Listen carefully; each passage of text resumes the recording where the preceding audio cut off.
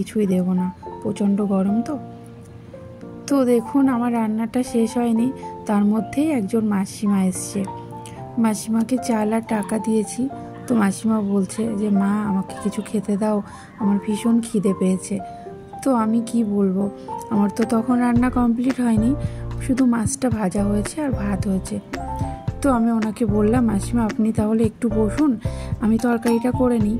তো মাসিমা বলছে না, আমি অনেক দূরে যাব, অনেক বাড়িতে যাব, আমার ওপর প্রচণ্ড গরম, রোদ্দুর, দেরি হয়ে যাবে। তো আমি বললাম তাহলে আমি মাছ ভাজা করেছি আর ভাত করেছি, ওটা দিয়ে আপনাকে দেবো? তো উনি বললো ঠিক আছে মা তাই দাও, আমার ভীষণ খিদে পেয়েছে। তো আমি মাছ ভাজা আর ভাত দিলাম ওনাকে, উনি খেলো।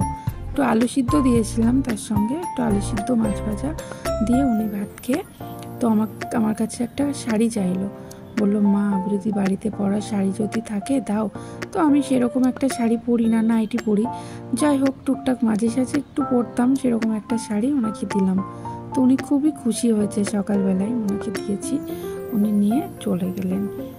তো দেখতে দেখতে আমার রান্নাটাও কমপ্লিট হয়ে গেল। তো এবার আমি খাবার বাড়বো। তো আজকের ভিডিওটা আমি এখানেই শেষ করছি। সবাই ভালো থাকবেন, সুস্থ থাকবেন, টাটা।